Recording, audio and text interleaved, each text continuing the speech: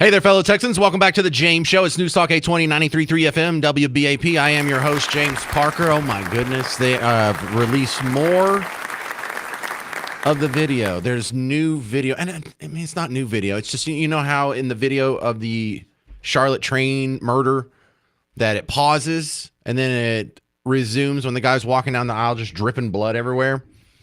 Well, they've released a little bit more of that video. And so it still doesn't show the actual act of the stabbing, but it shows the immediate aftermath from that same angle that you haven't seen before. And if you hadn't seen this video, maybe you shouldn't see it. I don't know. Men, you should see this. Women, you don't want to put this nasty stuff in your head. It's heartbreaking. It breaks my heart to tell you about the video. Because what you see is three fellow human beings after the stabbing just sit there and do nothing. And don't render aid.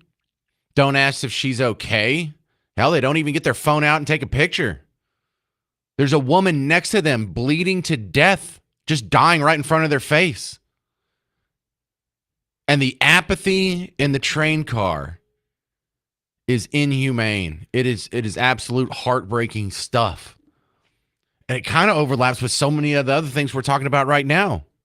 Like the level of apathy and the moral imperative some people have to avoid all conflict. It was sort of embodied by the Philly Karen. Remember the Phillies Karen, and the dad just wussed out and took the baseball and handed it to the lady? Why? Because he didn't want any conflict. Whether it's right or wrong didn't matter. He was just there to avoid conflict. He didn't want any more problems. Damn what's right or wrong. Damn your principles. Damn the human beings around you. And so we saw that just cranked up to 11 in this new chunk of the video that's released. Maybe you should see this. You know, I went through a spell there right after 9/11 where these people had killed 3,000 of our neighbors. This was an attack on America, and there was a four-pronged attack. It wasn't just like one guy going crazy trying to blow up one building. And for a while there, I wanted to see what it was all about. Who are these people who claim that they're in an existential threat? They're in a holy war to the death with us. And they had the videos that were coming out. Remember that in the aughts? Where some terrorists would have some guys on their knees with a bag on their head, and then they just saw their head off. Now, it's not good for you and your mental well-being to constantly put that kind of stuff in your head. But every once in a while, you need to remind yourself what you're up against here. And if you just go watch the video that's been released today, you won't see the actual stabbing. But what you'll see is she was completely alive. She was conscious. She was in pain. And nobody helped her. No one else in that train car either had the basic human connection or had the guts to allow some messy factor into their life and help a woman who is dying just feet from them. 800-288-9227. Now, at first, the story is the stabbing itself. Then the story was the lack of coverage from the legacy media. Now the story is, okay, you've been kind of forced to say something about it. Now what's their response? Terrible. Absolutely terrible. We'll be covering that over the course of the James Show today because there's just so much. And you'll hear from President Trump in the next segment too. This is Dave in Burleson. You're on WBAP. Yeah, hey, my gut feeling is at the beginning, I don't know if it was really necessary to show that portion of the video. It's just sad to see that girl sit there and kind of understanding what her outcome was going to be. But maybe in another sense, it has to be done for people to understand and finally wake up to see what the F is going on in this country. And let me ask you this. There was 3 black people that left, and that poor white girl sitting there. Where is the cry of racism? This absolutely just tears at my heart. I am just totally fed up with this whole this BS and this crime that's just rampant. Well, I'm sorry, but that's just I am just infuriated. Dave, I think a lot of people feel that way. I share a lot of that too, and actually, I've pulled some great audio that's going to spell it out for all the people who don't get it. But Dave, you definitely need to stick around because I'm covering a lot of that. Dave, what you're bringing up here, the racial angle, I find this one of the great talks we need to have because right now I have audio, and you're making me jump my notes here. But I'll go ahead and do it since brought up a good point here. The racial angle. Is there a racial angle? Why isn't there a racial angle? Because there's just as much. Here it is. Here it is. Charlie Kirk was saying this yesterday, and then CNN was responding to Charlie Kirk, and so I've got all these people on tape here, or digital audio file, saying this isn't about race. No one said anything about race. Just because the races are different, that doesn't mean it's racist. Well, dude, there's just as much evidence this stabbing was about race as in the George Floyd death, or the Michael Brown death, or the Trayvon Martin death. Yeah, I know he didn't say any racial slurs before he killed her. I know he didn't have like a swastika or some other overt symbol of racism on his person, on his sleeve, and a patch on his jacket. But there's the exact same amount of racial animus, evidence of racial animus in the George Floyd killing, Michael Brown, Trayvon Martin, pretty much all of the ones that they riot over and that they're holding above your head as emotional blackmail your entire life. That's a great point, Dave. And I'm glad a lot of other people see that because I was going to put this together to make sure other people see it. But I know you do, so thanks for calling in, Dave. Thank you. Bye-bye. So, yeah, I've got all that audio. I've got Van Jones and Abby Phillips in CNN going, what? Who? No one brought up race. How would someone inject race in a terrible tragedy like this? This is what y'all do every day. This is what y'all do with the... What were the George Floyd riots about? Was there not a racial angle there? Where was the evidence that race played any part in that death? Did Derek Chauvin drop a bunch of N-bombs before he put his knee in his neck? No? So, yeah, let's have this conversation. So you'll hear that. But I think more important, the first thing you'll hear when we get back, Donald Trump actually spoke out about it finally.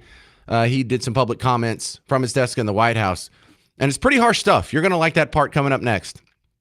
Donald Trump. 800-288-9227. 800-288-9227. I'm James Parker on News Talk 820 and 93.3 FM WBAP.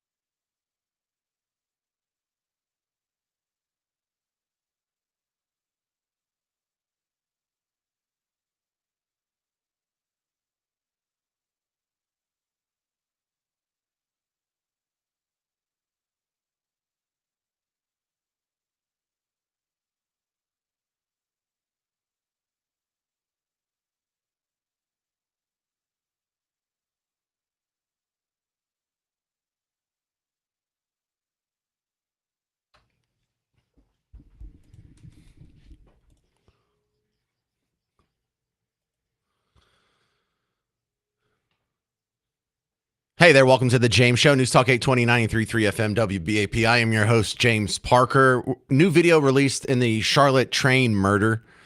And the media response is just as much the story as the actual murder itself. And it's amazing because MSNBC is on in my studio right now, along with Fox News today. It changes, but today, MSNBC, since the James Show has started, so now for 20 straight minutes, it's been all reporting on the Epstein birthday card from Donald Trump. And look, that's a story of note that shouldn't be ignored. Sure, that's newsworthy, but this kind of is too. Because think of all the angles that normally should appeal to the national headlines. It's a Ukrainian refugee. Hasn't Ukraine been a pretty big story? You know, not just the war the last 3 years, but for the 2 impeachments before that. And so, okay, that's getting ignored, even though these people all had the Ukrainian flag in their bio and they all love Zelensky and they all no interest there. There's the interracial angle. There's the feminist patriarchy, violence against women angle, no concern. I mean, to have it on public transportation, y'all love public transportation, don't care about this.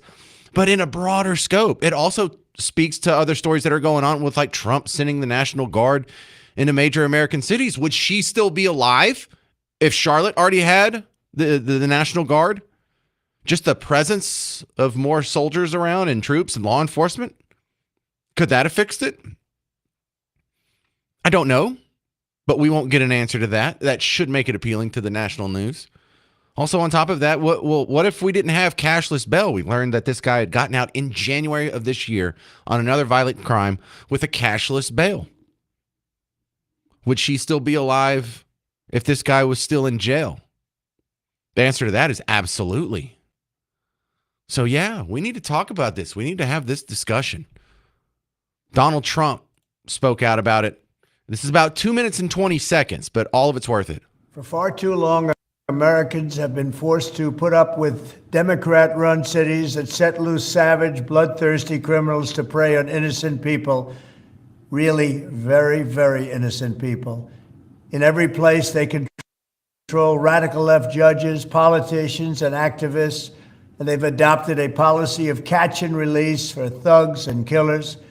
In Charlotte, North Carolina, we saw the results of these policies when a 23-year-old woman who came here from Ukraine met her bloody end on a public train.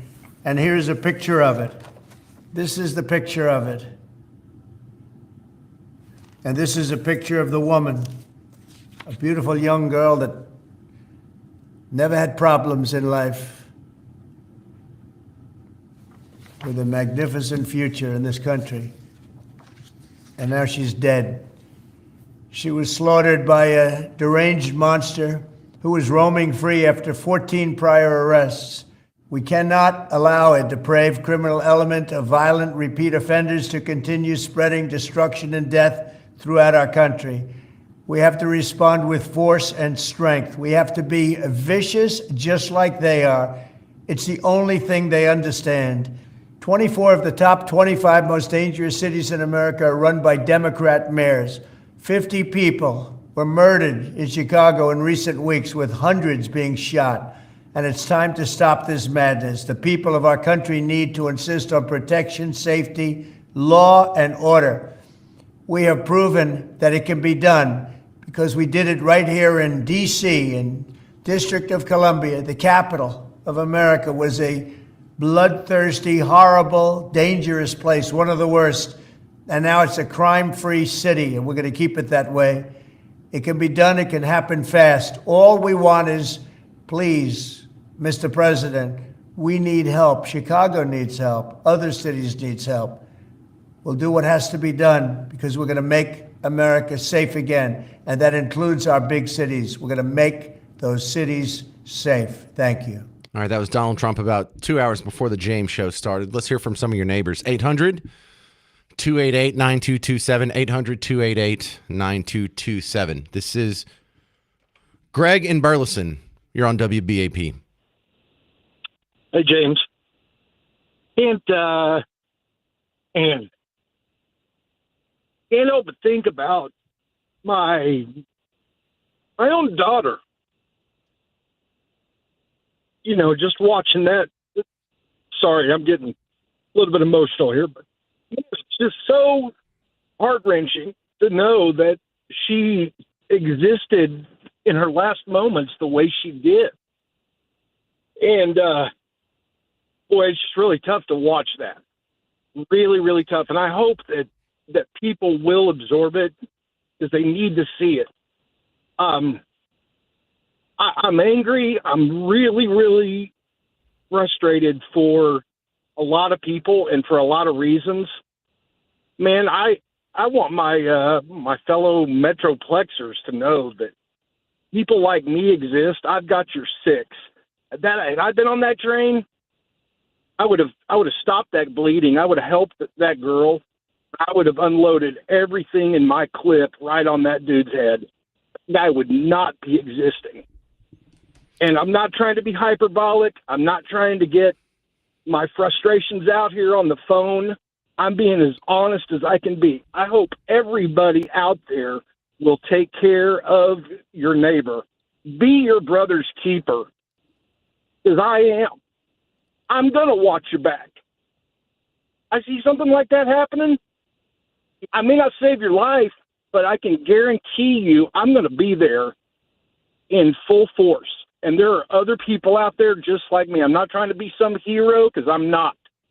I'm a family man. I've got a daughter that's a little bit older than this girl who passed away. But man, I got your back, Metroplexers, and I hope other people out there do too. Well, And here's that's all I got to say, man. Greg, I think a lot of society just got the wrong message because Daniel Penny had his neighbors back and made sure that they weren't killed when a crazy homeless guy who was ranting and raving about killing people jumped on the train. And what happened to his life? His life got destroyed for a couple of years. He'll never be the same again. And he got called a villain, and all kinds of the racial angle was certainly thrust into that one by the same people who are against, like, oh, who would bring up race at a time like this? You people do. So, Greg, I think a lot of society got the wrong message. Being the chivalrous guy that looks out for his neighbors is frowned upon, according to the legacy media.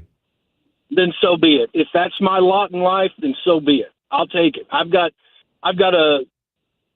a member of Texas Law Shield, and I'm not trying to do a commercial for them. Right. There are other organizations like it, but I mean, I'm willing to take that risk. I'm not putting up with this anymore. I think there's a lot of us here in Texas. I think there's a lot of us in certain societies, in certain neighborhoods, and in certain rungs of society. That kind of thing's frowned upon. Thank you, Greg. This is Alan in Athens. You're on WBAP.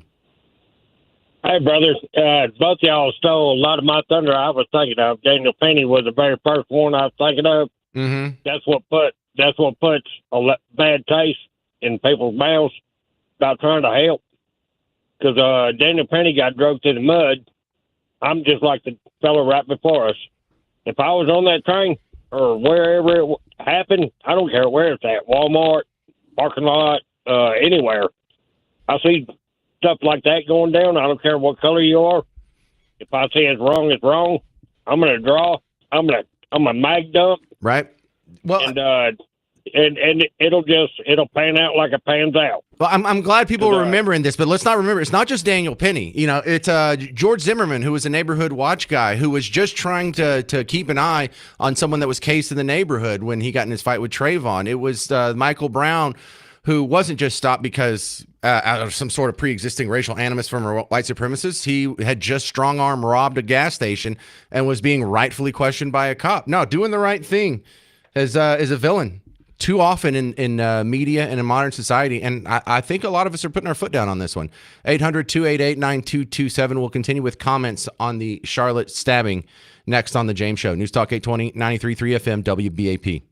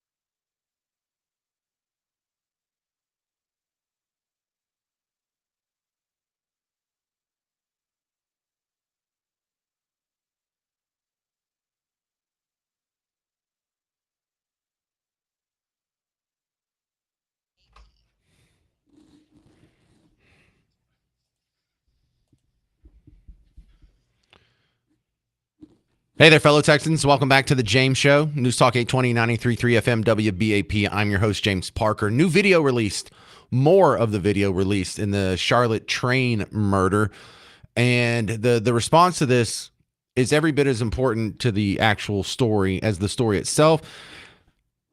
It's amazing how we get to watch the people try and explain themselves in real time. And you can feel like they haven't really thought this through, and they're just kind of figuring this out as they go along, and until they're told the script or until they hear someone else who they know is a reliable ally respond. Some of these people just don't know what to say, because the idea that, well, we have a mental health problem in this country, that may be true, but that doesn't seem to have a whole lot to do with this issue here. And so let's address that real quick.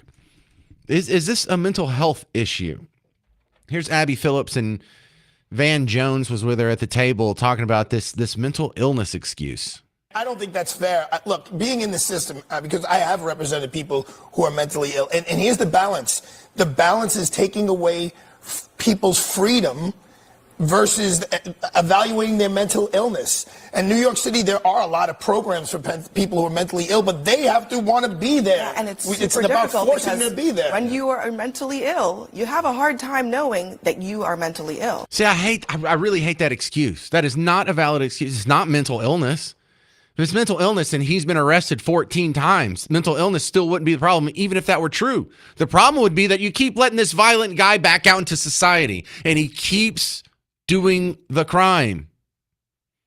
So yeah, whether he's mentally ill or not isn't even the real issue, but I don't even think this counts as mental illness. There was too much well thought out actions on his part. And I was trying to spell that out yesterday, and then someone passed around a clip of Greg Gutfeld doing it better than I did yesterday. So I'll just use him from his show. I'm tired also of the term mental illness being used as a cover for criminality. When a thug targets a woman, that is not insane. He knows she's weaker. When he comes from behind with a knife, that's not insane. He minimizes her ability to inflict harm on him. When the thug flees, that's sane because he knows if he stays, he'll be arrested. So what would be insane would be if he were to face off against a man without a weapon, somebody like a Tyrus. That would be insane. You'd Right. go, okay, that's crazy. But almost all of these people that do this stuff, they go after women. That is not insane. That's self-preservation. This is not insanity. It's an evil mind. And it's an evil mind that is somehow excused in a culture that weaponizes victim status. In this case, mental illness. All right. I can admit when someone does it better than I did. I tried to do that exact same bit yesterday. To the phones we go. 800-288-9227. This is Frank in Palo Pinto. You're on WBAP. Hi, James.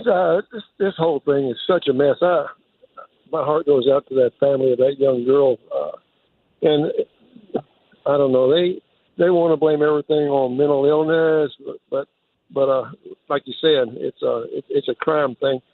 I want to piggyback a little bit.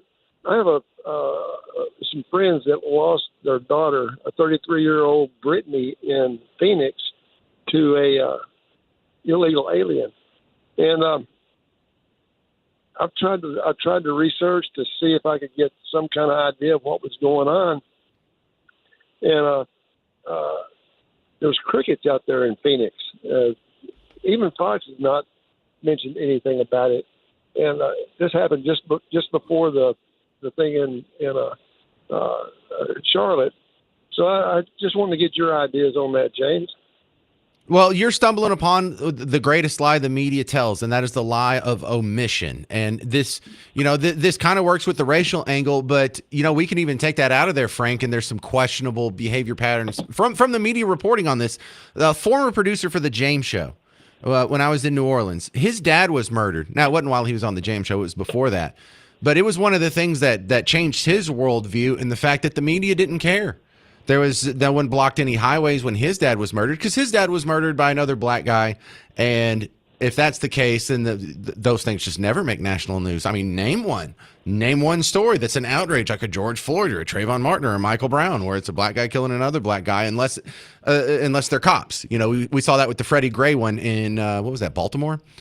So yeah, that's another one. If it's your friend's daughter getting murdered in Phoenix by an illegal immigrant, it doesn't fit the narrative. But Frank, we all have to remember there's about, on any given day in America, 50 different murders, and we only hear about a small percentage of them. And a lot of people are left with the taste in their mouth that the ones that they're presented with are the pattern, are what's going on in the world, when it's actually the exception to the rule. A tiny, tiny minority, and I mean around 1.1% of black people being murdered every year are unarmed black men being killed by cops. And I know that, and you know that. But if you just watch the news, that's not the impression people walk away with. That is so true. Yes, it is. Thank you. Well, thanks for sharing your story, Frank. You know, there's a reason why this resonates with a lot of people, even though it doesn't directly affect you or me, because it fits into these larger discussions on cashless bail, on having a guy that's 14 times arrested and 14 times he gets put out in society. Here's a reminder. They're not just hiding stories like Frank's friend in Phoenix. They're not just hiding stories like the one that happened in Charlotte. Coming up next, you're going to hear one they're hiding in Dallas. Oh, yeah. 800-288-9227. I'm James Parker. It's News Talk 820, 93.3 FM, WBAP.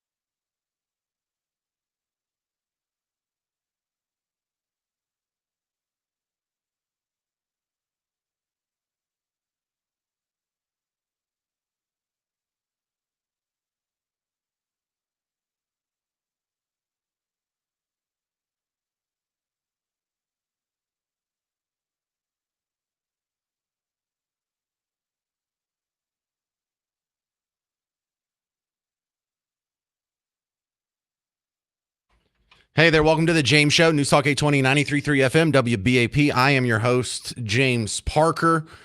So another update here. Today we have a couple of updates on the Charlotte train murder of the Ukrainian refugee woman. Number one, the first update is Donald Trump did a statement from the White House earlier today. I played that for you in the last segment. Also, new video has been released that shows a little bit more of the aftermath, not the stabbing itself, but it shows just the contemptible apathy for the other three people in the train, none of whom rendered aid or even really checked on her after the stabbing. And then another update that just happened since the James Show started is being reported by Fox News that the Department of Justice is now announcing federal charges in the Charlotte murder. So they're doing that right now. And the reason why not just you, but so many people across the country are compelled by this story is this isn't a problem that's happening in Charlotte. This is a problem that's happening all over the place. We've already had a couple of people call in and say, oh, this happened to my friend who had a daughter in Phoenix that this happened to, or this happened to someone else somewhere else. You know, this is happening in Dallas. And you know, we give the local media a hard time. They don't completely cover it up. And this isn't even a complaint about the local media because the local media covers it and that's all their responsibility is. They're covered here. But nationally speaking, it doesn't get picked up. MSNBC doesn't pick it up. AP doesn't pick it up. New York Times doesn't pick it up. Washington Post doesn't pick it up. CNN doesn't pick it up. ABC, NBC, CBS, no pickups. But other stories, they will. Well, your lies of omission cannot resist the power of social media anymore. I'm going to give you an example here, one that happened in Dallas. This is a report from the Dallas Hero Foundation, mind you. This is not from CNN, MSNBC, or even Fox News. This is coming from the same outfit that had the Hero Amendments passed for the city of Dallas last year. Talking about a similar incident that happened downtown about 8 blocks from where I'm at right now. My name is Kristen Daly. My name is Sean Daly. And we live just outside the Chicago area. Sean and I went to Dallas a couple weeks ago, and during our visit, I was violently assaulted on the streets of Dallas by a homeless man. I went out for a run. The streets were super busy. People were going to work. As I was waiting to cross the DART platform, I all of a sudden felt this pain. A homeless person came up behind me as I was waiting and hit me. First, I thought maybe I had a broken nose. I thought maybe I was missing teeth because of how hard it felt. I thought the man had slammed my face into this stone plaque or memorial because that was the last thing I saw before I came to. She got knocked unconscious. She was sucker punched by a 240-pound guy, and she weighs 100 pounds. Once I came to, I got up and I touched my face and I saw blood and saw the man just turn the corner and walk away like it was no big deal. The police arrived pretty quickly at the hotel. The paramedics checked my vitals. Underneath my nose, my chin, and in my mouth was bruised. He could have hit her in the temple and killed her. After the incident, there was a woman there that said, "Someone should have warned you. It is not safe on these DART platforms. There's supposed to be police presence because it is that unsafe." This was 8 a.m. in broad daylight. There were so many people on the streets. This wasn't a place or a time that I thought I needed to be so vigilant. There you go. That's in your own backyard in Dallas. This is not a Charlotte problem. This is an everywhere problem. Kevin, North Richland Hills, you're on WBAP. Hey, I would like to dovetail on the two guys that were on your show, okay? And this kid in the Charlotte incident, he needs to be brought out and shot. And I've got a 90-year-old dad. He said, "You know what, Kevin?" I said, "What?" He said, "They need to have public hangings." I said, Dad, they can't do that anymore. But this guy, and you talked about the mental illness, okay? My mom was mentally ill, okay? She never did anything like that. But the thing is I'll say this, and you're going to say, well, it's a demonic influence, okay? It's what it is, and that's what that's all I got to say, all right? And with the guy, the one guy that said, you have neighbors that have your six, we do in my neighborhood. Yeah, and in neighborhoods where you don't have crime, that's why too. You have dads and you have vigilant good guys who are more skilled at violence and not so scared that they just sit there and mind their own business when a young lady's getting stabbed and dying next to them. Not so scared when some Karen comes up and demands the ball back after a home run. Toxic masculinity is what they call it nowadays, though. That's one of the big problems. All right, more updates, and you're going to hear some more media response on the Charlotte murder, including what did Jasmine Crockett say about it. But listen, for those of you who are all-day listeners, are you liking the new show that's on before me, Markley, Van Camp, and Robbins? I've been a fan of these guys for a while, and one of the reasons is they kind of sound like the James Show. It's a little more lighthearted. It's not as political. There's a lot of weird topics about, someone getting too drunk and doing something stupid in Florida. So it's a pretty fun show. Very Gutfeld-like, I would call it. Very Gutfeld-like. So if you haven't checked it out yet, it's on now 11 to 2 weekdays on WBAP. It's the lead-in for the James Show, Markley, Van Camp, and Robbins. If you have any comments on the Charlotte stabbing death, 800-288-9227, 800-288-9227. Jasmine Crockett next on the James Show. News Talk 820, 93.3 FM WBAP.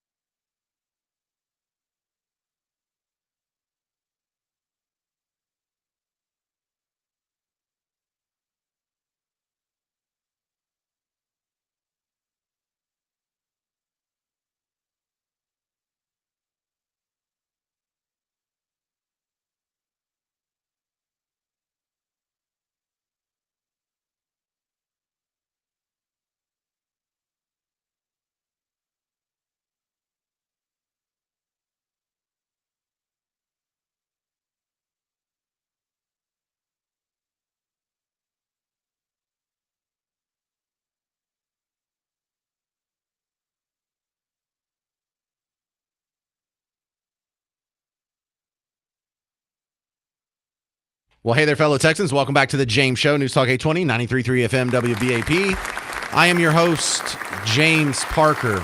If you haven't seen it already, you probably should. An extended edit of the video of the Charlotte train murder was released, and it shows the immediate aftermath. And the lady took, from the reports now, I didn't see the video of where she got stabbed. We see right before the impact happens, and then we see right as he walks off. She's awake. She's alive. She's not dead yet. She just slowly bleeds out, and no one else in the car renders aid to her. And so now we have another issue to add to something that was already complex with the layers of, well, it's Ukrainian. Well, it's an immigrant. Well, it's public transportation. Well, is it mental illness? There's the racial angle. There's all this other stuff going on. And now we have to worry about the angle of apathy. Because people rightly on yesterday's show were comparing this to Daniel Penny, the guy who took the crazy homeless dude that was making life-threatening screams at his fellow passengers. He put him in a hold and ended up choking him out until he died. We got every update on that one. That was a huge story. But was one of the lessons, don't be like Daniel Penny? Because that's what they all act like. They acted like the opposite of Daniel Penny. And that's pretty heartbreaking stuff. I mean, not as bad as the murder itself, but not too far off. But we need to have this discussion here, because if we diagnose the disease wrong, you're going to apply the wrong medicine.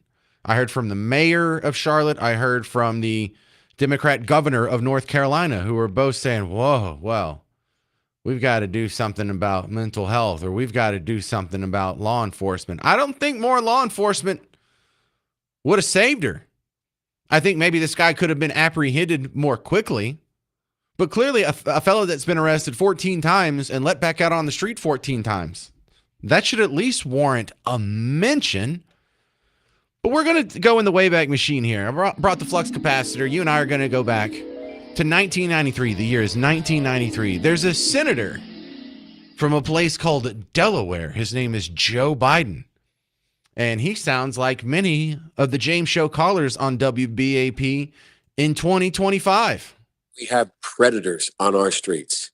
It doesn't matter whether or not the person that is accosting your son or daughter, or my son or daughter, my wife, your husband, my mother, your parents. It doesn't matter whether or not they were deprived as a youth. It doesn't matter whether or not they're the victims of society.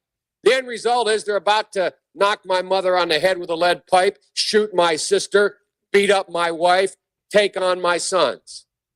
So I don't want to ask what made them do this. They must be taken off the street.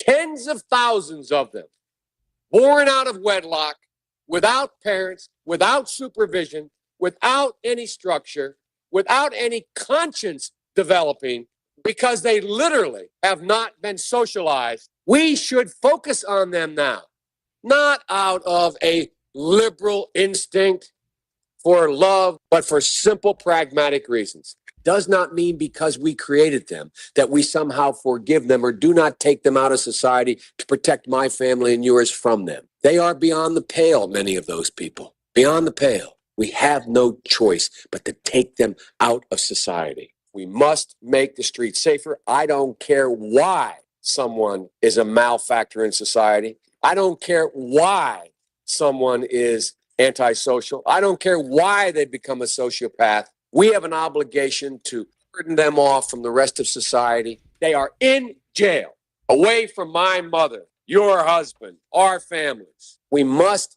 take back the streets. Well, younger listeners of WBAP, that's how Democrats used to sound in the 90s. Isn't that wild? I know the people my age and older, we remember those guys. We remember what they sounded like in the 90s. Nowadays, that'd get you called a Nazi, wouldn't it? This is Mark and Saxe. You're on WBAP. I hate to put it this way, but the disease is not with that idiot. The disease is with us. I remember back years ago when 9/11 happened, there was a whole airplane taken over by a few derelicts with box cutters. That was the official story, with box cutters. Okay, she could have handled herself better where she sat, and we could talk about what she could have done different. And everybody will say, "Well, no, this is America. You should never have to think about stuff like that." Don't. There's lots of ways when you're in public that you can possibly limit your exposure. I think people need to think about all this from here on out. There was enough people there to do something, but nobody did anything, and I'm not surprised. I'm not the least bit surprised. That's heartbreaking, though, isn't it? It's very heartbreaking. It's a killer. It's nuts. This shouldn't happen here, but you're in public. And that's what you have to understand. There's a bunch of people out there, they are not normal. They're not normal. But the disease is not with him, it's with us. We don't have to be vigilantes, but we can take care of this. What are they going to do? Take 15 people to, put them on trial for taking down some person that just went ballistic? I don't think so. Yeah. See you later. Thank you, James. Well, thanks for calling in. That's Mark and Saxy. I feel you. I think the collective guilt idea in most instances is something I shrug off. I'm not responsible for something someone else did, especially in some other time period. But here we are in our own backyard in 2025, and we allow this. This is how we have arranged our society. And I know you and I didn't actively pursue for this to be the dominating paradigm that we all have to live under. But clearly we haven't fought it hard enough. And the next point that if you keep talking on Mark and Saxy's line of thought there is, you're right. That was a turning point, though, on 9/11. The first three planes that crashed were taken over by guys with box cutters. When the fourth plane found out what's going on, box cutters weren't enough to take over a plane anymore. Why? Because grown men decided that's not the rules. This isn't how we're going to live anymore. If we're going to die anyway, we might as well take this plane down now before we get over a major population area. And you know what? Not one plane has been hijacked since. Has it? And it's not because TSA caught all the box cutters or caught all the terrorists. TSA hasn't caught one terrorist. Period. Point blank, end of story. In the 24 years of its miserable failed existence.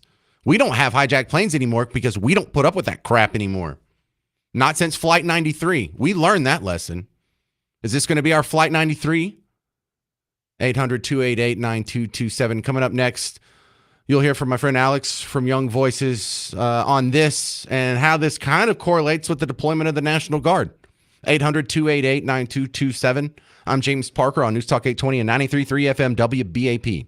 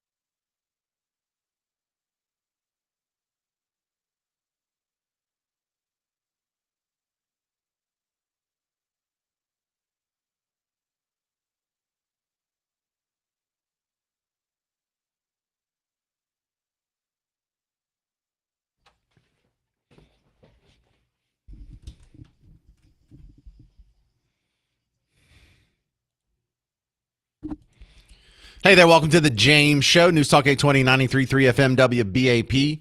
Markley, Van Camp, and Robbins now on WBAP. There's some funny guys here. They talk about serious stuff and try and keep it light like I do. Very gut-filled, like find out yourself, DFW, what all the rage is about. Tomorrow, 11 to 2, only on WBAP. It's the new lead-in for the James Show. Good guys.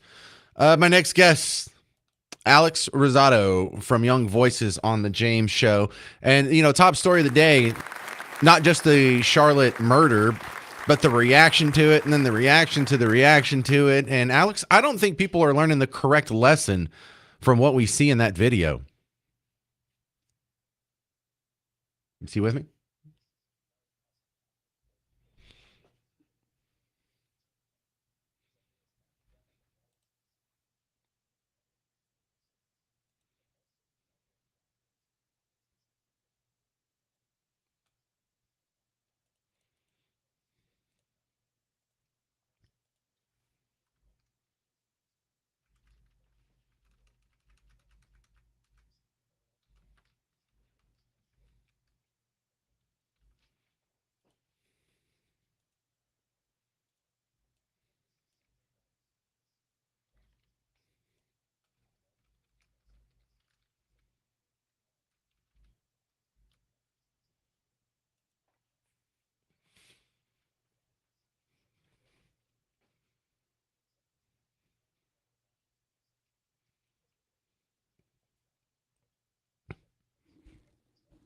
Yeah, and we were just saying right before you came on, it's very important that we diagnose the disease here correctly so we get the correct medicine.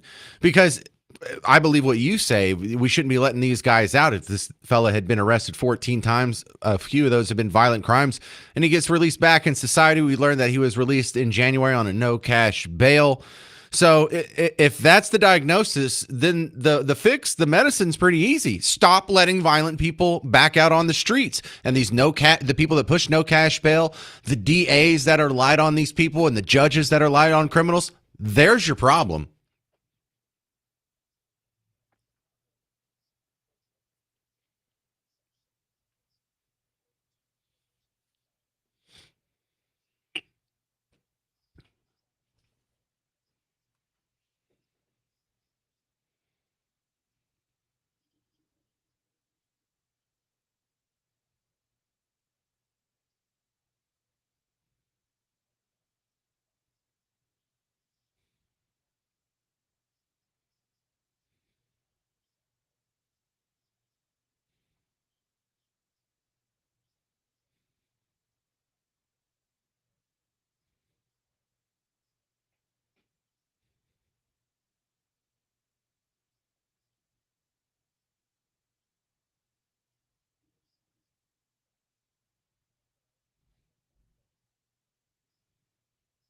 Whoa.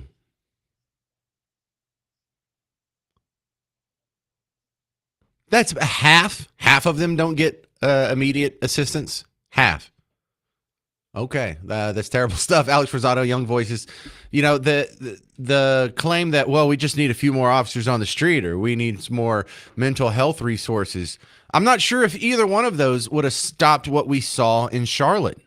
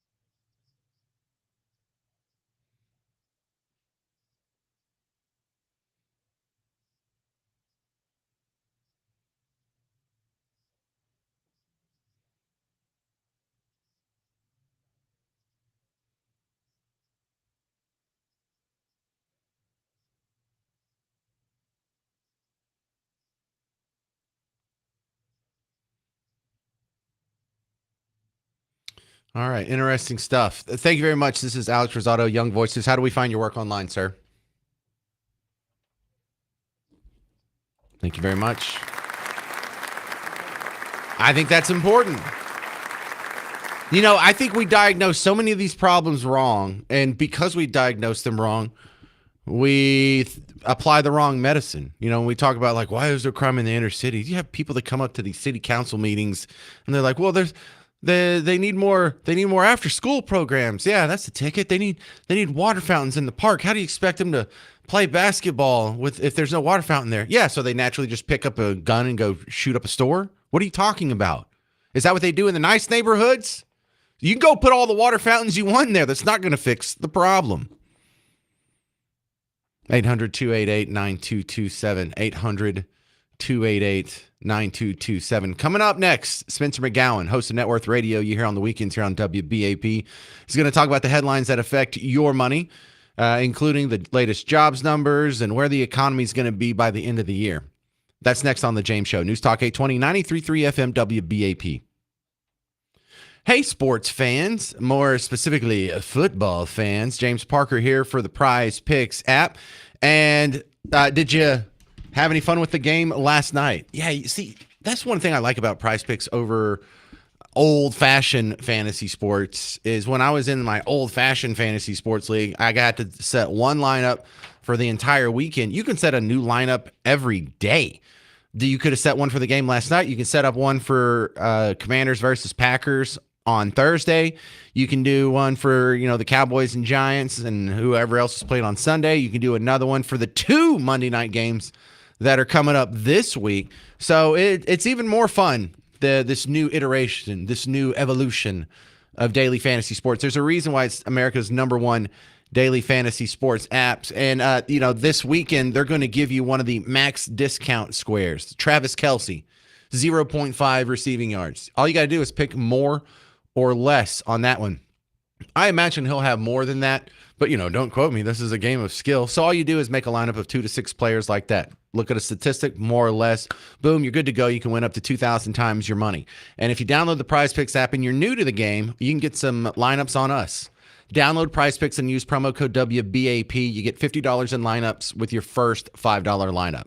Download Prize Picks. Use promo code WBAP. You hear me? You get $50 in lineups with your first $5 lineup. So go check it out. Prize Picks.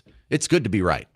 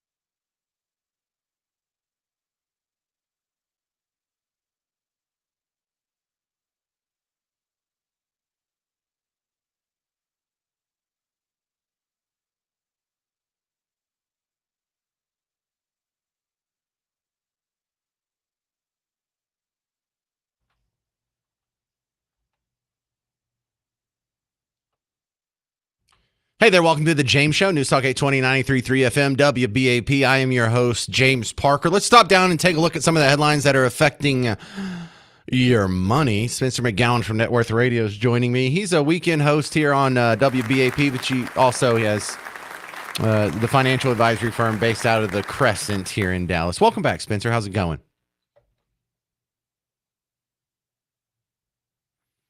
What do you mean? Which part? Are you talking about the market that just closed, 5 minutes ago?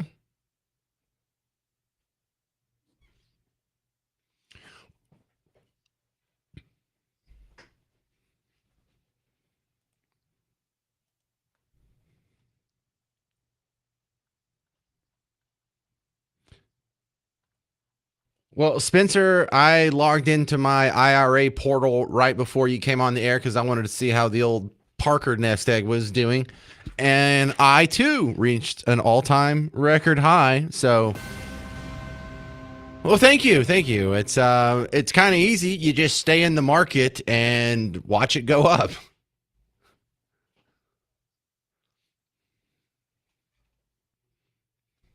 Well, let's talk about why do we sound so surprised about this? What's all the negative news that you think the market overcame today?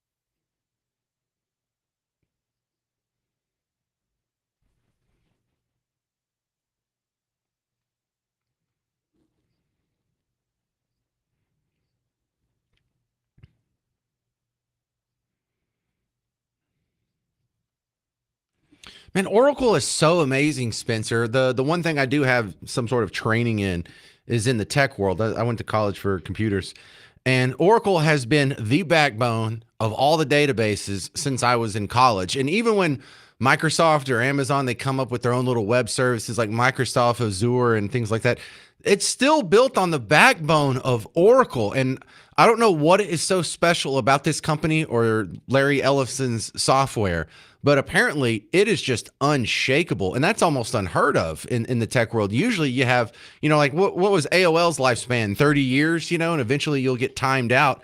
And Oracle, man, what a story they are.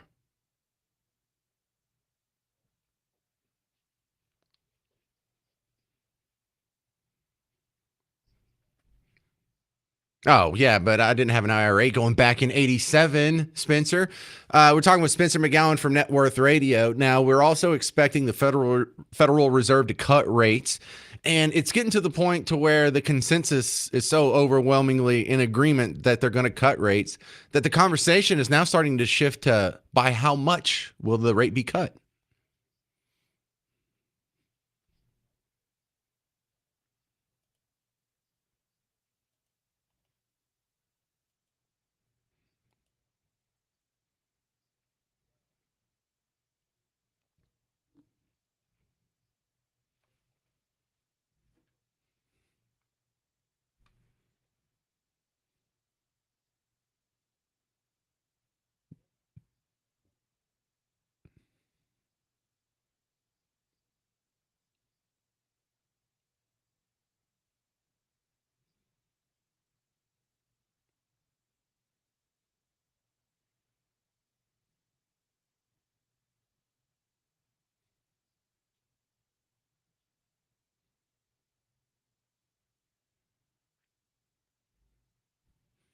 Well, how do you know there's a leak and these people aren't just playing the guessing game or really the guessing gamble?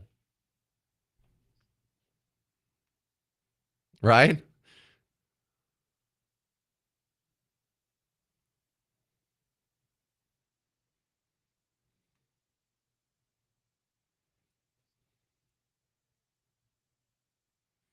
All right, we're talking with Spencer McGowan from Net Worth Radio. When you see the markets like this, they're at all-time highs, and we're always told buy low, sell high. Should we be selling? Yes, that's a beautiful euphemism in the financial planning world for selling, raising cash.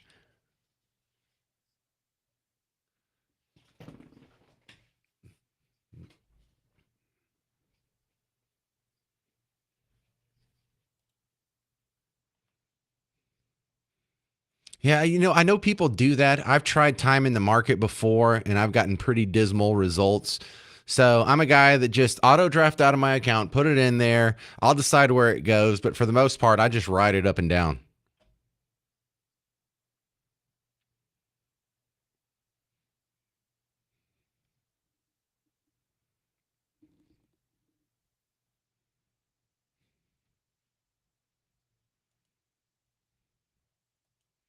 What's coming up this weekend on Net Worth Radio?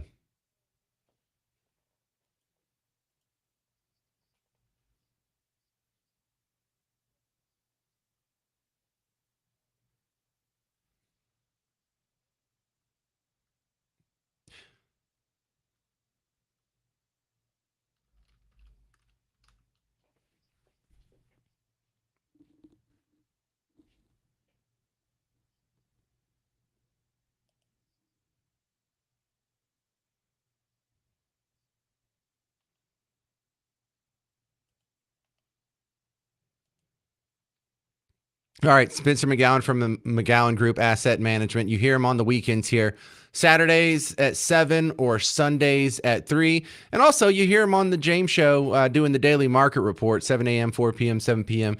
It's the great Spencer McGowan. Thank you for your expertise on the James Show, sir. Yeah, I need to read up more on that BLS story, Bureau of Labor Statistics, because the more people like Spencer tell me about that, the more suspicious it sounds. Coming up next on the James Show, we have imams in the state of Texas who are now petitioning to get alcohol sales banned in their neighborhoods. Why? Because it offends the delicate sensibilities of their religion. Sharia law coming to Texas next on the James Show. News Talk 820, 93.3 FM, WBAP.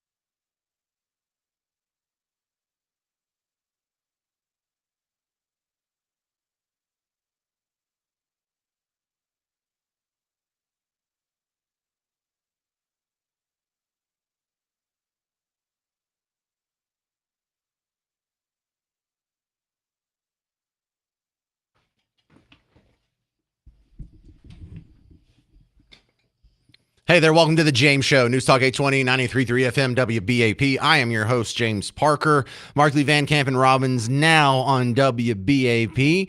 And look, they're not the same as so many of the other shows in the talk radio space where it's just some guy yelling about politics. They do a lot of offbeat topics, a lot of comedies thrown in there, kind of unconventional with a few laughs thrown in with the serious topics. Find out for yourself, DFW, what all the rage is about tomorrow, 11 to 2.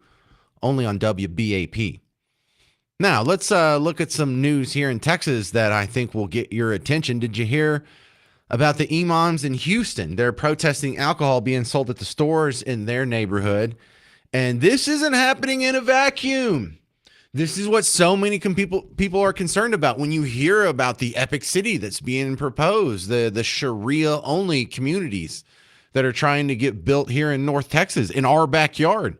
The concern is that this is just the foot in the door for Sharia law. And you're seeing this in Houston. Whenever they get their own little neighborhood, what do? They want to set up Sharia law. They may not tell you that to begin with.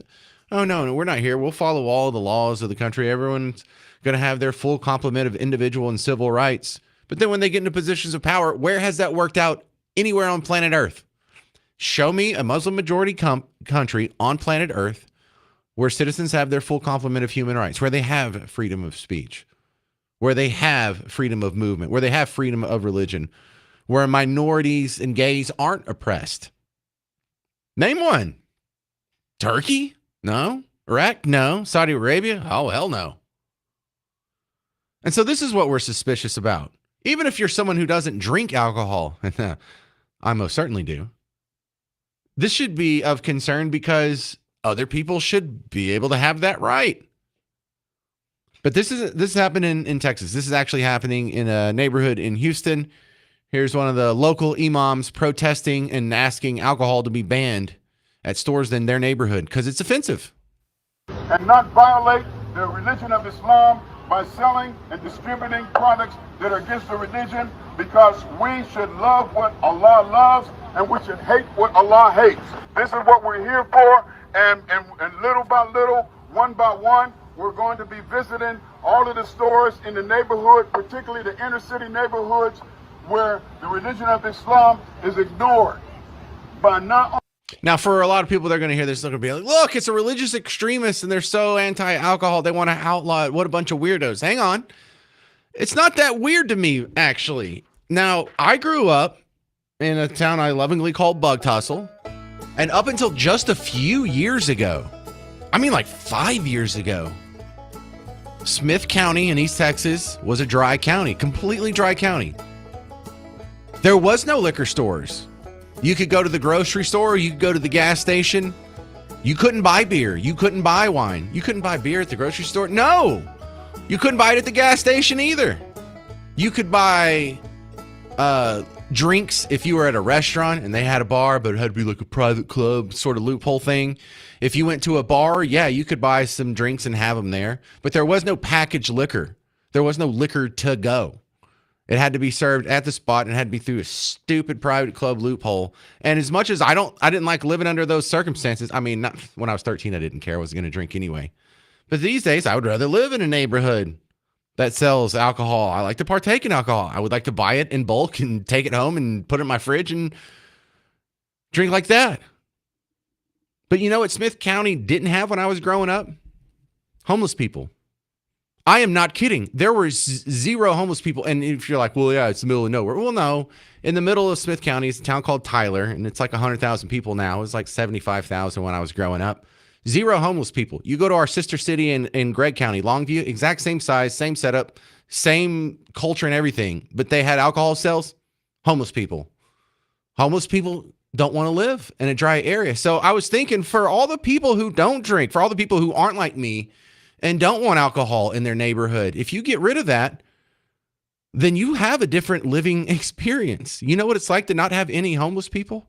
You know what it's like to never be asked for change when you go fill up your car at the gas station?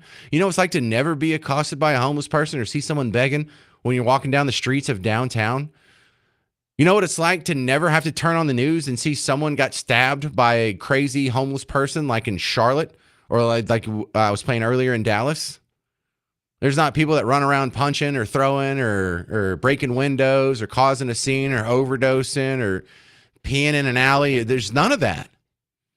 And so part of me, maybe to the surprise, because I'm a Christian and definitely not in support of Sharia law being in Texas, but part of me is sympathetic to the idea that if your neighborhood overwhelmingly doesn't want to have alcohol sold in it, there's some upsides to that. Now, the libertarian in me is like, well, you just need to deal with it. But my concern about this is the Sharia law aspect. It doesn't stop there. It just keeps going until you end up with, look at every country that has a Muslim majority and think, is that better than what we have now? You know, my big complaint, or what makes me feel so suspicious about Islam isn't just the terrorism. It isn't just the sawing off of heads on viral videos, the hijacking of planes, the suicide bombing with children, the targeting of civilians, the kidnap and systemic rape after October 7th. It's also the little things, like culturally speaking, that the Muslims that I have befriended here working in Dallas over all these many years, they're far more secular and don't necessarily follow the trends and mores. But for the people that are really hardcore Muslim, I'm suspicious of you if you don't like bikinis. The hell's the matter with you? You're a grown-ass man. You don't want to see women in a bikini? You think that's haram? You think that's a sin? That's terrible? What do you mean? You don't like bacon? We're talking, dude, bacon. It's like, you don't like anything out of a pig? You don't like sausage? You don't like ham? You don't like ribs?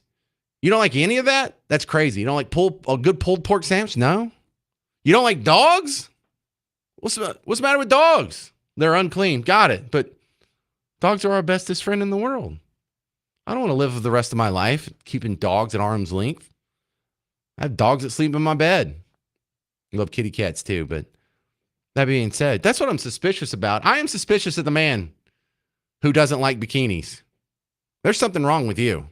And I don't mean that's not a gay thing. It's a religion thing. It's like your ideology is going to run you into a miserable life. No wonder you people have so much strife on that side of the world. You know how much more the hot beds of terrorism would probably quieten down, you know, in the hinterlands of Syria and whatever's going on with the extremists in Saudi Arabia and Iran and Iraq and Afghanistan. If you saw a girl walk by in a bikini, doesn't that just sort of etch a sketch your brain? And you're like, I don't even remember what I was talking about.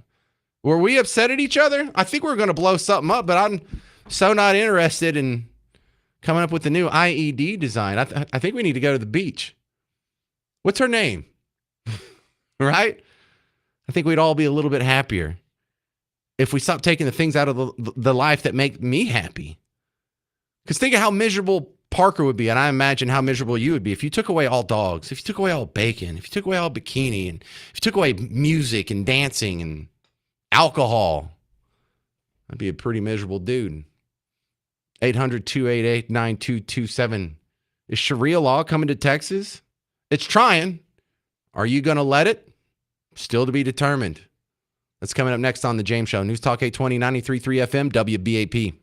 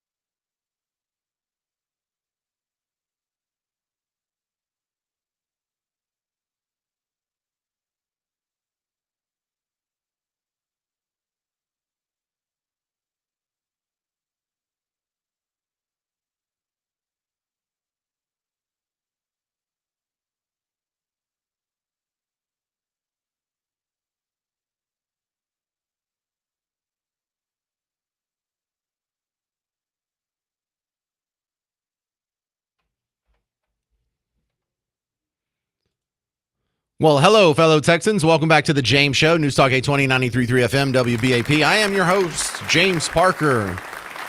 Well, the first attempt to bring Sharia law, or I should say another attempt to bring Sharia law to Texas, is right here on our doorstep. Are we just going to sit back and let it happen? In Houston, we have a group of imams that are petitioning the city council to get alcohol sales banned in their neighborhood. Why? Well, they find that offensive to their religion. And one of the concerns that happens here in North Texas when these Sharia cities are proposed. Yes, we're going to have a fully contained Islamic city with our own hospital, our own doctors, our own schools, our own mosque, our own police force. Because you know that's where they're headed. The slippery slope argument on this is real because we've seen this pattern happen over and over and over. When the Muslims began in the Arabian Peninsula and started to spread out, places they went did not share the Enlightenment ideals of individual rights, natural rights, individual liberty, like the Western civilization part of the planet does. And it's not a superior way to run society. You know, aside from my half lighthearted, but also serious points that I like a society that allows its women to wear bikinis, but, you know, just on a more basic scale than that, I like a society that doesn't force women to wear headscarves, to be covered, to wear sleeves. You see when they come here, it could be 100 degrees outside. You're at the pool in your apartment. Some lady's outside with a full headscarf on, long sleeve, covered all the way up. Like, you don't have to do that. You made it to America. You're free now. I know that's not comfortable. I know that's not your preference voluntarily. I know you're kind of being forced and cowed into this. You don't have to do that anymore. Well, that's not the future I want for my daughters, my granddaughters, and their daughters. I want them to be able to wear whatever they want. I want them to be able to speak and say whatever they want, go wherever they want. I want them to have the full complement of rights they have now. And whenever Muslims become a majority in any jurisdiction, those rights are stripped away. They don't even have to be the majority in the entire country. Look at what's going on in Chechnya, in Dagestan, in Russia right now. Women do not have their full complement of rights within the Russian Federation that they even have elsewhere in Russia, just because what? The majority of those jurisdictions follows this ideology. And let's not focus on the fact that it's religion.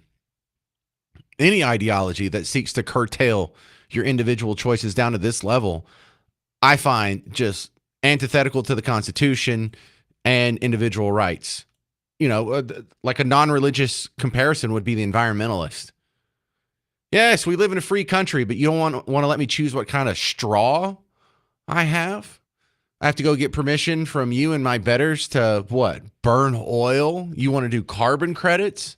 So I have to pay for the privilege of using energy and burning fossil fuels? No, there's ideologies that are non-religious that seek to curtail and control your individual decisions way, way beyond what the Constitution allows. And whether it's a religion or an ism, I'm against all of it. So don't make this some sort of anti-Islam and religious bigotry situation. No, this is still based on the Enlightenment ideals apply whether it's a religion or not. 800-288-9227. Todd in Fort Worth, you're on WBAP. Yes, sir, James. I'm not understanding why you don't like the burkini. Yeah, that's terrible. That is absolutely terrible. It's pretty attractive. No, but I've been following the news of the Epic community up here in Plano. Yeah, East Plano Islamic Community, EPIC is the abbreviation for that. And they have a big, or East Plano Islamic Center, I should say. And they have the, and I know you know this, I'm just filling everyone else in who isn't yes, sir. Up on this. They have plans for a new sort of subdivision that they're going to be building out just east of the lake on the other side of Plano. And that's what our buddy Todd's referring to. So yeah, let's get up on that now that everyone's caught up on it. Yeah, I think they're going to get that through. And I mean, I think whatever people that want to live the same whatever life or whatever, but they said that non-believers can move in there, but that's not going to happen. There's going to be no liquor stores. There's going to be no freedom. And it's just a takeover. It doesn't make any sense. Well, listen, this is something that, as a libertarian, there should be a little bit more struggle than I have on this. I don't have a struggle on this because show me a place where that's happened. Show me a place where Muslims have created their own community and they're the majority and they control all the levers of power and women still have their full complement of human rights. I'll wait. Where is it? Yes, exactly right. And I love that you're a libertarian because I'm on the same page with that. Let people do what they want to do, but they're not going to let people do what they want to do. Well, and there's like I don't mind when other religions make their compounds and do their own rules. Like we all remember the David Koresh outside of Waco, the Branch Davidians. They went out and they got a compound, and I don't know what they were doing in there. I don't know if they were, I don't know, shaving their heads or sharing their wives, but I know they were buying an arsenal, and I was never concerned with that. Because why? Branch Davidians and people who follow those religious practices, they never shoot up the Pulse nightclub. They never hijack planes or blow up buildings or saw off an infidel's head or send their kids into a pizza parlor with a suicide bomb. It's as weird and strange as I find some of the cult practices to be, as long as they're not destroying the outside world or having any negative impact on anyone outside the cult, I don't have a problem with it. It's all the head sawing that I have a problem with. There. Yeah. I think you have a good point there, but I did grow up Mormon, and then that weird, what's his name, that came down to Texas, then he was doing bad things with young girls. Yeah, hey, you want to do pedophilia? Fine, go to jail. But they're not sawing off anybody's head.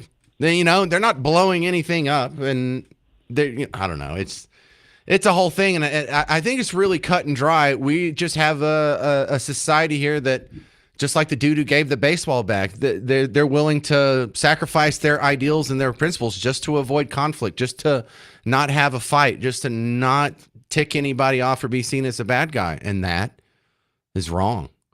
800-288-9227. 800-288-9227. More on Sharia law attempting to get a foothold in Texas on the James Show. If you got your thoughts on this, call in 800-288-9227. I have a couple good calls lined up on the James Show. News Talk 820, 93.3 FM, WBAP.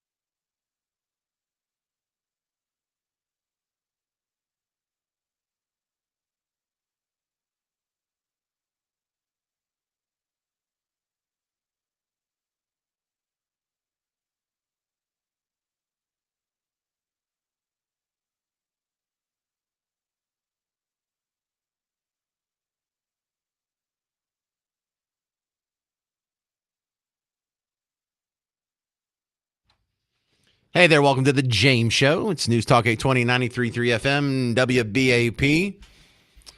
Did you hear this imam in Houston? He's asking people to not sell alcohol in his neighborhood. Well, I shouldn't say it like that. He's not asking them. He's asking for alcohol sales to be banned in his neighborhood. Why? It offends his religion. Oh. And not violate the religion of Islam by selling and distributing products that are against the religion, because we should love what Allah loves and we should hate what Allah hates. This is what we're here for, and little by little, one by one, we're going to be visiting all of the stores in the neighborhood, particularly the inner city neighborhoods where the religion of Islam is ignored. By not. Yeah, you know what? My God actually turned water into wine. My God actually likes bacon. Well, I don't think I should, if I need to love the things Allah loves and I hate the things Allah hates. No, I like bacon. And you're not going to change me on that. In fact, I'm not going to pretend to not like bacon because your God says so. Hell, if my God said so, I'd probably argue with him. Be like, are you sure, God? This is pretty good stuff here. This whole, what'd you make pigs for then? Just to torment me? Are we going to allow this in Texas? We've allowed so much. We've allowed them to not give us school choice. We've allowed them to not give us a property tax cut when we have, by some measures this year, we will have the highest property tax rate in the entire country in Texas. By some measures, by some reports. But we're in like the top 10 for sure in most measures. Don't act like we're all bad because we're Texans and we have guns. We get trampled over all the time. This is one where the consequences are your existence. 800-288-9227. This is Catherine in Fort Worth. You're on WBAP. Hey, listen, what are they getting away with this because they're hanging their hat on what? Freedom of religion? What is because see, my religion says that they're not even a religion. It's just a cult. I mean, that the Christianity that I've been taught. I mean, if I wanted to be a real smart aleck, I could have led with, what is Allah? What does that have to do with anything? That's like worshiping a statue or something. I mean, well, it's not a religion you recognize, but it is a religion. Well, yeah, you could religiously worship cars. Or religiously take a bath. I don't know. It's just No, I like the attitude here because, he says that as if we're supposed to be like, oh, well, if Allah said it, then I guess we'd better do it. But, this is how the atheists feel when we talk about Jesus and our God in the Bible is like, well, I don't believe in him, so I shouldn't have to follow those rules when it comes to, the homosexuality or abortion or gambling or the THC ban or whatever the religious conservatives are trying to restrict over here. But, those same people, they don't have the same fervor, anti-religious, outspoken fervor when it comes to Islam. Those people that'll talk about and write articles about the Gateway Baptist Church. You see how bad these Christians are and see how abusive they are and terrible they are. They won't say peep about these guys. Why? Because they're cowards. They know we won't do anything back. They know we won't do anything back. They know we're nice. They know we'll turn the other cheek, and they're exploiting that. And so who's the good guys here? The people that you have to be scared of, or the people that aren't going to retaliate with violence or anything like that? Yeah, who's the good guys and bad guys? I think some people see that, Catherine. People are afraid because the first thing that pops into their mind, and they did this by design, the violent Muslim, I'm not saying they're all violent, but with 9/11, they've got the majority so scared. They think that we think, if we close that down or discipline them or stop that community, sooner or later they'll have a terrorist attack on Houston. I know they will. So let's just back off. I mean, that's what's going on. They don't have a you-know-what in their you-know-what. Yeah, they don't have a you-know-what or a you-know-what. You know what? Okay, but I got to ask you this. Okay, go ahead. Now listen, this is good. Wait, I might have forgotten what I was going to say. Oh, no. Governor Abbott, now you correct me because you keep up with everything. I can't, if I'm talking to a friend, they might not keep up with diddly. But about three weeks ago, or four maybe, they bragged on the news, and right now I'm just getting the news on the 4, 5, 8, and 11 type news. It's not. I don't have cable right now. That's fine. Okay. So I'm hearing that Governor Abbott vetoed or signed some stuff blocking certain countries from being able to buy property in Texas. Did I hear that right? And it showed him signing them. I know China was one of them, and they're not going to be able to buy property or do something in Texas. It had to do with business and property. Right. All right. So I'm sitting there thinking that as we go and they're calling out the names, the next one's going to be Mexico.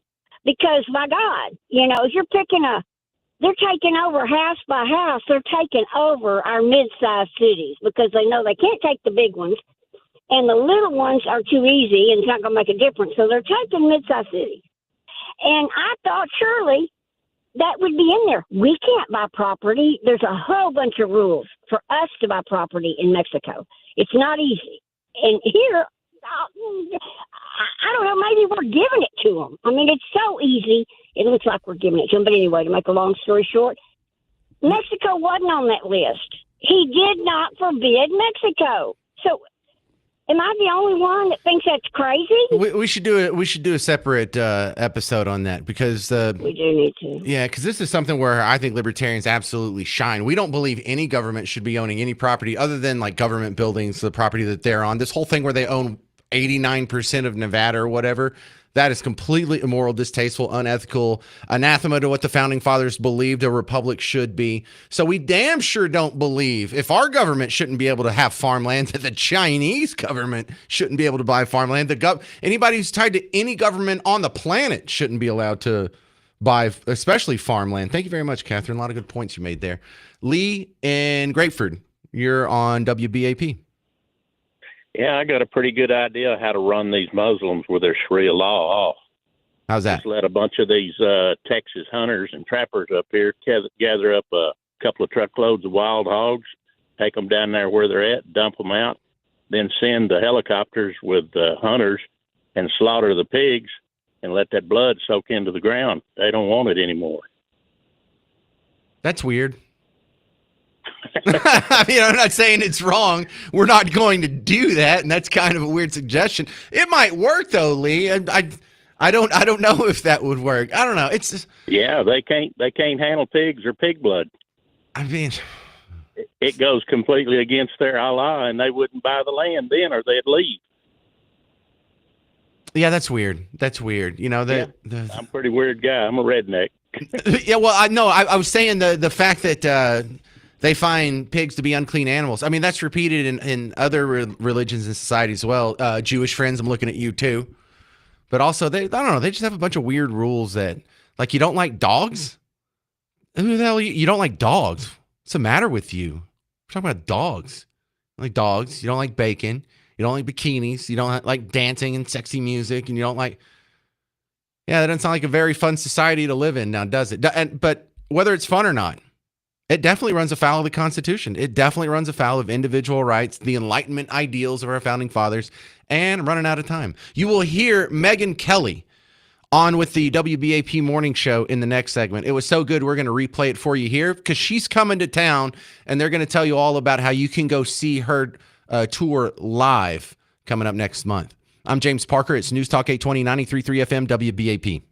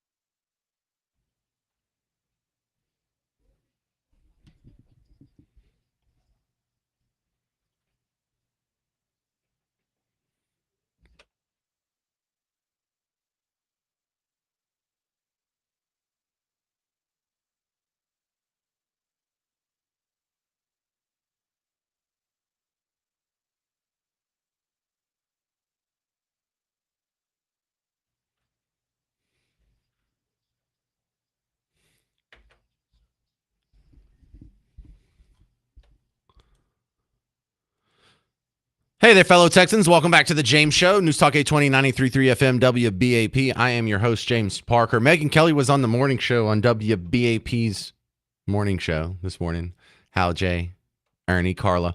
She's coming to town, and I'm not going to explain it to you because they talk about it in the interview that I'm going to replay for you right now. Megyn Kelly, journalist, attorney, political commentator, live with us on WBAP this morning. Who? I know it, Hal J. We've got Megyn Kelly. Yeah. Hal, good Lord, say she's hi good to looking. Megyn. Oh my gosh. Forget that. Good Let's just morning, talk guys. about Megyn Kelly. My goodness. That's Hal. I'm Hal, Megyn. I think Hal's my favorite. Okay, Megyn, fair enough. Yeah, it doesn't take long. Megyn, if I my wife let me put you on my list. Yeah, okay. So, all right, Hal. Megyn, thank you for coming on. And we have a big show that is going to be at Dickies Arena coming up October 25th with Glenn Beck and Mark Halperin. Yeah, I can't wait. And Link Lauren, too, who's also, he's from Texas. I can't wait. This is the first time we've ever done this. We're taking the show on the road. And honestly, I got the idea because I went on the road with Tucker last year. He did a tour. And I went as a guest on his tour, and I was like, this is the most amazing thing I've ever been part of. It was so electric and energizing and fun to get out there and glad hand with the actual viewers and listeners of the show. I'm like, I'm doing it 100%. So I'm doing 10 cities, and that's basically what I can handle as a working mom of 3 kids. And I just can't wait, like TikTok.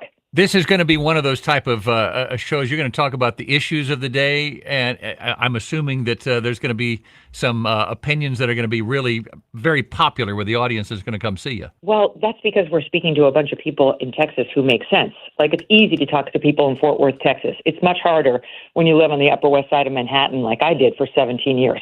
For me, it's an elixir to go down and talk to sane people who understand the issues the way we all do and find out that I, living in the Northeast liberal bubble, am not the insane one, right? It's like, it's important for my own well-being to get out there and remind myself that there are rational, reasonable human beings everywhere in this country. I just don't happen to live amongst them. We are talking live with the Megyn Kelly. She's going to be live on stage at Dickies Arena Saturday, October 25th with some other cool names. We'll get to that in a minute. But I wanted to pick your brain, Megyn, because I can't imagine living where you live, surrounded by what you're surrounded by, thinking the way you think. We are like-minded, no doubt.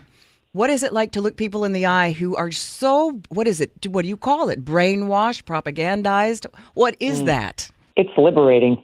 I mean, I highly recommend it. It's actually quite wonderful to just speak the truth is liberating. And when you're, especially in the sea of lies, if you see the truth and can say it, you feel empowered.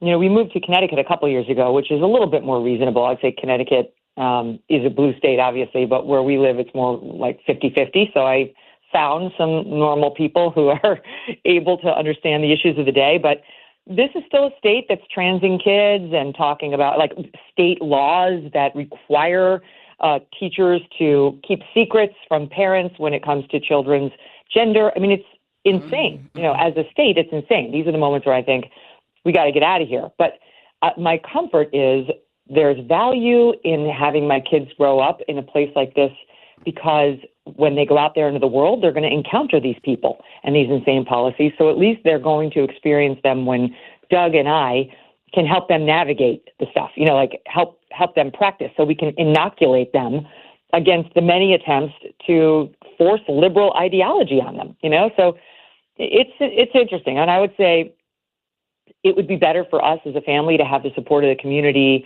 of our church, of everyone around us and reinforcing our family values. Like that would be ideal. But you know how it is. I was born in the Northeast. I have to be here. My mom, who's 84, she's still here. So, you know, this is kind of where we planted our flag, and I'm fighting the good fight. And what do you think about this Mamdani individual who might end up being mayor of New York? Oh, my God. I have a lot of thoughts about him. He will destroy New York. There's no question in my mind. And it's not just him. He's going to bring in a whole cabal of far leftists. I mean, every other picture he takes on the campaign trail is with Cynthia Nixon, who was recently photographed wearing a red hat, MAGA style, that read, "Make abortions great again." Oh. It was so outrageous, I thought it was a parody. No, it was real. That's going to be one of his top emissaries. And she's probably the most conservative of the ones he's considering. So it's not just him. He will destroy what's left of what I think is the greatest city in the world, bar none. And a lot of people are going to get hurt and killed because while he's trying to moderate his defund the police views to get elected, he definitely hates cops. And he's going to pull that back on the police force. And New York is a dangerous city. So that's crazy. But I also want to say this. He's a function of just years of Democrat failures. Like, why is the main competition for the Democratic nomination? Why was it Andrew Cuomo, who is a sex pest, who, as Curtis Lewa said, is busy killing the grannies and slapping the fannies? How did that become the number one competition for this guy? We needed like a real candidate who was attractive and interesting and could speak the language of people's financial woes. We didn't have it. That's how we wound up with this guy, and now they're trying to do all sorts of maneuvers to elevate Cuomo to the main competitor. You know, that'd be a great tour logo, though, killing the grannies and slapping the fannies. I mean, wouldn't that be something? Megan, my name's Hal J., and I'm a huge fan. I can't wait for you to see Dickies Arena, be here in Fort Worth.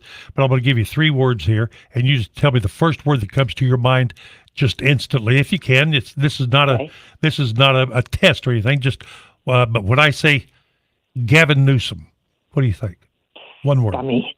Scummy, thanks to Trump. Newsom. Okay. RFK Jr. Brilliant. Ukraine. Over.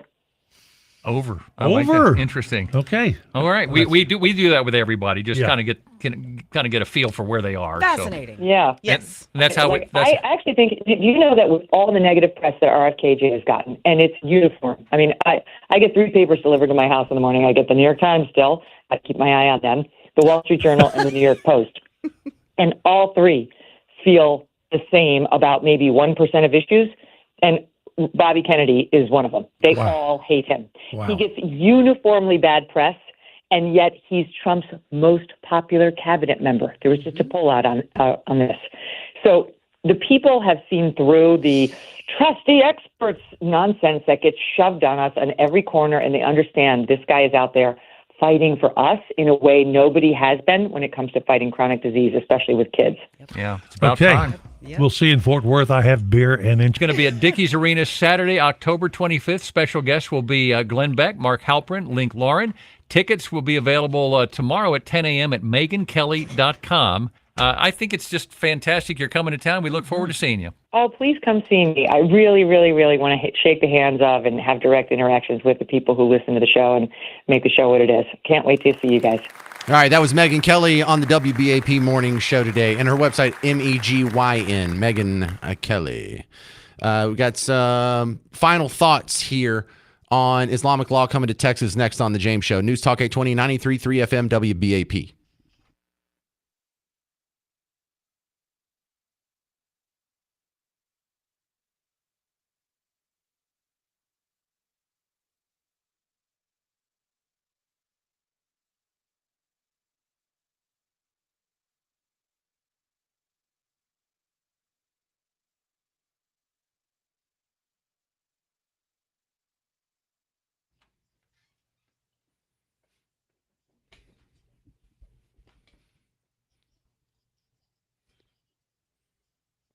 Hey, homeowners, have you heard of Rhino Shield? Now, you've probably heard of it, but do you know why it's so much better than paint? You know, paint is what we used to do. Rhino Shield is what we're going to be doing for in the future here because it's just the next evolution. The technology has progressed past paint. You know, paint's like, 90% water or whatever, and just pigmented stuff that dries on your house, and it'll end up chipping and flaking and cracking and peeling.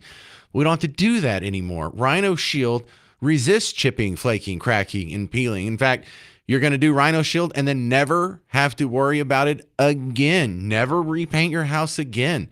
And it sticks to everything. If you want to cover your bricks, if you want to cover your hardy board, wood, metal, aluminum, stucco, no, doesn't matter what it is, Rhino Shield has you covered, no pun intended, but it does things that paint can't. You know, it has an insulative factor. It blocks more than 90% of UV rays, resists mold and mildew. It won't burn, and it comes with a 25-year transferable warranty. So if you're looking at painting your house, don't paint your house, coat your home.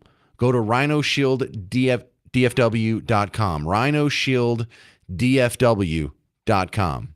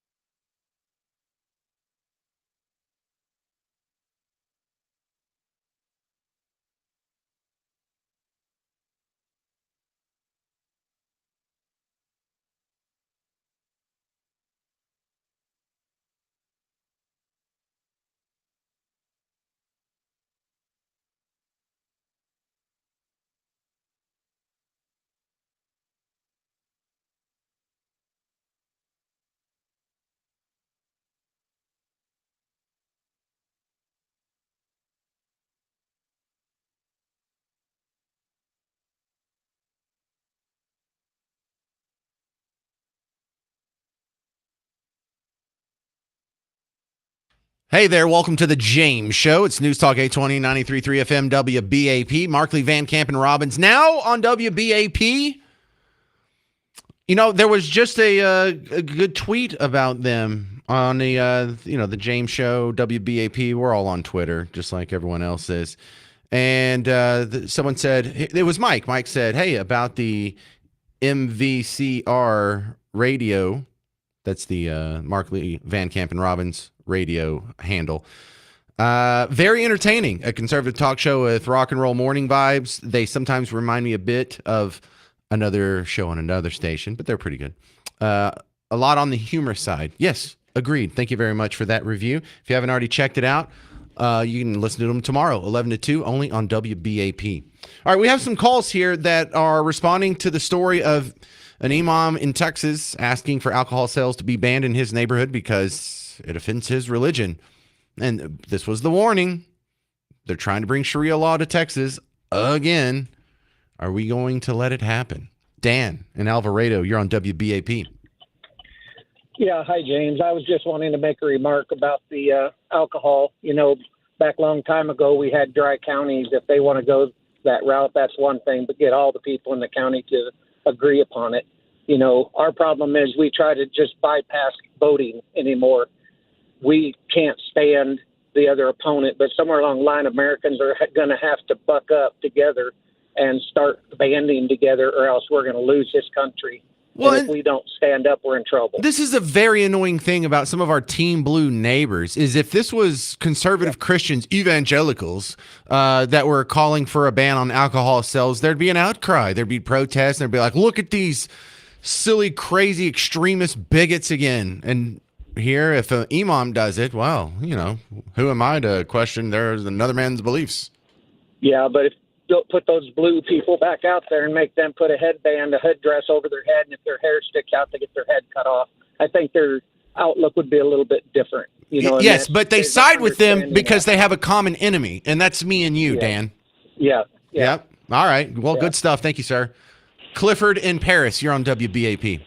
Well, yeah, I'd just like to say anyone coming in this country, if you disagree with the Constitution of the United States, you shouldn't be here. And they seek to destroy that. And you know what? The ban on alcohol and, you know, not being loose women, this and that all sounds good. But at the end of the day, if you seek to destroy the Constitution of the United States, you shouldn't be here. And that goes for George and Alex Source. Bro, they move here with this specific intent of overturning our society as we see it and winning it over for Islam. That when they tell you, when you ask them, like, why are y'all immigrating in such great numbers here? You know, you're not even oppressed in your home country. They say, well, that's what we're instructed to do by our religion. It's to go, immigrate there, you know, take over, and turn it to Allah. Yeah, turn it to the freedom of a religion, right? But when you go against that Constitution, you shouldn't be here. You should never been allowed in, and you should be revoked and sent back. And Agreed. We've really got to buck up and start with these deportations of people for, you know, they're like, you can't just deport someone for a thought crime. So, well, if their thought crime is anti-American and they're trying to immigrate here and become American, actually, yes, we can. I think that's the point of immigration laws, you know, is to keep foreign invaders who seek to overturn our society out, right? What's the point of immigration if not that? All right, that's going to do it for the James Show. Thank you very much for hanging out. Later, when you need some more James Show itch that needs to be scratched, well, I have the podcast, so you can listen to the whole show. Or if you want to see bits and highlights, go on social media, go to YouTube, like, subscribe, share, all that good stuff. Mark Levin's coming up next. I'm James Parker. It's News Talk 820 and 93.3 FM WBAP.